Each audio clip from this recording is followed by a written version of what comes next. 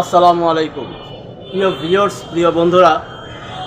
আশেপাশে অনেক হাওয়া, কারণ আমরা তো আসলে পুরান ঢাকার লোক। তো পুরান ঢাকা মানে হচ্ছে আপনার শোরগোল, বিশেষ করে ইফতারির পূর্ব মুহূর্তে। আমি যখন আপনার ব্লগটি করতেছি, এখন আপনার ইফতারি চলতেছে, মানে ইফতারির প্রায় সেম সময়ের অবস্থা। তো পুরান ঢাকার মধ্যে ইফতারির বাজার সম্পর্কে আপনাদের তো ধারণাই আছে। তো ইফতার আগ মুহূর্তে আমাদের পুরান ঢাকার মধ্যে বেশ কোলাহলপূর্ণ থাকে। যাই হোক, আমি আপনাদের সামনে আজকে আবার চলে আসছি সময়ের প্রয়োজনে কিছু কথা নিয়ে, ধারাবাহিক পর্ব সপ্তম। তো আজকেও আমি আপনাদের সাথে যে বিষয়টি আলোচনা করব, এটি হচ্ছে আমাদের রমজান এবং ঈদ সংক্রান্ত। যেহেতু দেখতে দেখতে আপনার রমজান মাস চলে আসছে আপনার সামনেই, খুব সন্নিকটে ঈদ উল ফিতর, ঈদ মুবারক। তো আপনাদের সবাইকে আমি আগাম অগ্রিম ঈদ মুবারক জানাচ্ছি, ঈদ উল ফিতরের শুভেচ্ছা জানাচ্ছি। তো ঈদ হচ্ছে পুরান ঢাকার একটি ঐতিহাসিক, ঐতিহ্যবাহী একটি আনন্দের দিন। শুধু পুরান ঢাকার জন্য না, এটা ইসলামের, আমরা যারা মুসলমান রয়েছে, বিশ্ব মুসলিম উম্মার জন্য ঈদ হচ্ছে একটি আপনার খুশির দিন, একটি আনন্দের দিন, যেটা আল্লাহ পাক নিজেই বলেছেন এবং নবীও বলেছেন যে ঈদ হচ্ছে খুশি, ঈদ হচ্ছে আনন্দ, আর সেই আনন্দ আমাদেরকে জাহির করতে হয়। তো আমি আপনাদের সামনে আছে ঈদের যে বিষয়টি নিয়ে আলাপ করব, সেটি হচ্ছে উপহার বা গিফট। মানুষ ছোট থেকে বড় সবারই একটা পছন্দের জিনিস হচ্ছে উপহার। আর ঈদ সংক্রান্ত সময়ে যদি আপনার 2000 হোক আর 2 টাকা হোক, যদি একটা উপহার কেউ পেয়ে থাকে, সেই উপহারটা পাওয়ার পরে কিন্তু সে খুব বেশ খুশি হয়। তো এই উপহারটা সাধারণত অভিভাবকদের মাঝখান থেকেই আসে, অভিভাবকরাই আপনার দেয়। আমরা যারা বড় হয়ে গেছে, আমাদের তো আর ওরকম কোনো উপহার নাই। তো বাচ্চা কাচ্চা যারা আছে তাদের জন্য যে গিফটগুলো চলে আসে, যে উপহারগুলো চলে আসছে, ঈদের পোশাক, ঈদের কেনাকাটা, ঈদের কসমেটিক্স, ঈদের মেহেদির থেকে শুরু করে যে জিনিসগুলো আছে, এই জিনিসগুলোই মোটামুটি আপনাদের অভিভাবকদের কাছ থেকে সে আসে। তো আপনারা সবাই খুব শুনে আনন্দিত হবেন বা খুশি হবেন যে 3 দিন বা 4 দিন পরে হচ্ছে আপনার ঈদ উল ফিতর, ঈদ চলে আসছে আমাদের মাঝে। তো বরাবরের মতো আমি যে জিনিসটা আপনাদের সাথে আলোচনা করব, সেটি হচ্ছে যে আমাদের ঢাকা 7 আসনের একজন অভিভাবক রয়েছেন আমাদের সবার, আমাদের ঢাকা 7 আসনের সংসদ সদস্য হামিদুর রহমান হামিদ ভাই। উনি একজন খুব ভালো ব্যক্তিত্ব, একজন সজ্জন ব্যক্তিত্ব, পুরান ঢাকার লোক, এবং পুরান ঢাকার কালচার সম্পর্কে তার বেশ ভালোই একটা ধারণা আছে, এটা আমরা বিশ্বাস করি এবং আমরা জানি। এবং সে খুব পরোপকারী সজ্জন একজন ব্যক্তি। উনি হচ্ছেন আমাদের অভিভাবক, বর্তমান ঢাকা 7 আসনের জনগণ এবং দলীয় যে নেতাকর্মীরা রয়েছেন তাদের। তো আমাদের সেই অভিভাবক হামিদুর রহমান হামিদ ভাই আমাদের মাঝে আছেন এবং সে নিরলস জনগণের জন্য কাজ করে যাচ্ছেন, জনগণের সেবা করে যাচ্ছেন, এটা আমরা দেখছি এবং আমরা এটার প্রমাণও আমরা পেয়েছি। এবং সে যে কাজ করে যাচ্ছেন, সে যে তার কথার অঙ্গীকার রাখছেন, এই বিষয়গুলো আমরা জানি। আমি শুধু আমাদের সংসদ সদস্য হামিদুর রহমান হামিদ ভাইয়ের উদ্দেশ্য করে একটি কথা বলবো। আমি জানি না আমার এই কথাটা তার কাছে পর্যন্ত পৌঁছাবে কি না। হামিদুর রহমান হামিদ ভাই, আপনি এটা জেনে খুশি হন, আশা করি আমি খুশি হবেন, কারণ হচ্ছে আপনার আশেপাশের যে নেতাকর্মীরা আপনার সাথে আছে, আপনি জেনে অত্যন্ত খুশি হবেন। এরাই কিন্তু আপনার নির্বাচনের সময় আপনার পেছনে কাজ করেছে এবং আপনার পেছনে খেটেছে। আপনি জেনে খুশি হন, বা আপনি হয়তো অনেক কিছুই জানেন না। এর মধ্যে একটা জিনিস হচ্ছে, যারা দলীয় নিবেদিত প্রাণ যারা ছিল নির্বাচনের সময়, যারা দলের জন্য কাজ করেছেন, ধানের শীষের জন্য কাজ করেছেন, ধানের শীষের মার্কার জন্য কাজ করেছেন, তাদের অনেককেই আপনি চিনেন না। যাদের সাথে আপনাদের চলাফেরা, যাদের সাথে আপনাদের উঠা বসা, যাদেরকে সাথে নিয়ে আপনি চলেন, এরাই কিন্তু আপনার নির্বাচনে, আপনার প্রচারণা, আপনার নির্বাচনের কাজ করে নাই।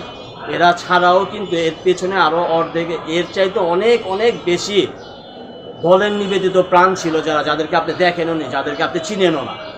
এরকম অনেকে ছিল যারা আপনার নির্বাচনের জন্য কাজ করেছেন, আপনার দলীয় নেতাকর্মী ছিল এরা, যারা আপনি অনেকেই চিনেন না। তো আপনার চিনতে হবে বিষয়টা এরকম না, কারণ আমাদেরকে আপনার না চিনলেও চলবে, কারণ আমরা তো নিবেদিত প্রাণ তৃণমূল কর্মী। আমরা আপনার আসলে দলের জন্য কাজ করি, শহীদ প্রেসিডেন্ট জিয়াউর রহমানের জন্য কাজ করি, খালেদা জিয়ার জন্য কাজ করি, তারেক রহমানের জন্য কাজ করি। এই আমরা দলীয় কর্মী, আপনি যখন ডাক দেবেন দলের প্রয়োজনে আমরা চলে আসবো। বাট আমি, আমার ভাই, আমরা ছাড়াও এই দলের আরও কিছু নিবেদিত প্রাণ আছে, যারা নিরলস সকাল থেকে রাত পর্যন্ত আপনার জন্য কাজ করেছে, আমরা সহ। আমাদেরকে আপনি চিনেন না, ওই সকল লোকদেরকে আপনারা চিনেন না, কারণ আপনার আশেপাশে যে সকল নেতাকর্মীরা ঘুরে ফিরে তাদেরকেই আপনি চিনেন, এবং তারাই হয়তোবা আমাদের মতো এই তৃণমূল কর্মীদেরকে আপনাদের সামনে নিয়ে যায় না, বা আমরা স্ব ইচ্ছা যেতে চাই না, যে না প্রয়োজন নাই, হামিদ ভাইয়ের সাথে আমাদের দেখা করার কোনো প্রয়োজন নেই, যখন প্রয়োজন পড়বে তখন যাব। কিন্তু আপনার যে সকল নেতাকর্মীরা এলাকায় রয়েছেন তাদের অবশ্যই উচিত যে আমাদের মতো তৃণমূলের যারা নেতাকর্মী রয়েছে তাদেরকে আপনার সাথে পরিচয় করা যায়। আমি বিশ্বাস করি যে সামনে যেহেতু একটা ঈদ রয়েছে, আপনার ঢাকা 7 আসনে আপনার নিবেদিত কিছু তৃণমূল নেতাকর্মী রয়েছেন যারা আপনার হয়তোবা দলের থেকে যদি একটা উপহার, সেটা চায় 200 টাকা দামের জিনিস হোক, চায় 2000 টাকা দামের জিনিস হোক বা 2 টাকার জিনিস হোক, দলীয়ভাবে একটি উপহার তার বাসায় আসলে তার কাছে একটা সম্মানও পাওয়া যায়, বাসার মানুষের কাছে যে না আমার দলের থেকে আমাকে একটা গিফট পাঠাইছে, একটা সম্মানও পাওয়া যায়, সাথে সাথে নিজের কাছেও একটুখানি ভালো লাগে, সেটা যে কোনো মূল্যের গিফট হোক না কেন, কোনো সমস্যা নেই। তো আমি আশা করি যে আপনি একজন পুরান ঢাকার লোক, আপনার পুরান ঢাকার কালচার সম্পর্কে আপনার ধারণা আছে, তো আপনি শুধু আপনার দলীয় যে নেতাকর্মীরা রয়েছেন এলাকার তাদের উপরে ডিপেন্ড করেন না, কারণ আমাদের মতো তৃণমূল কর্মী আপনার অনেক না। আপনি খোঁজ করলে আপনি নিজে আমাদের পরিচয় পেয়ে যাবেন।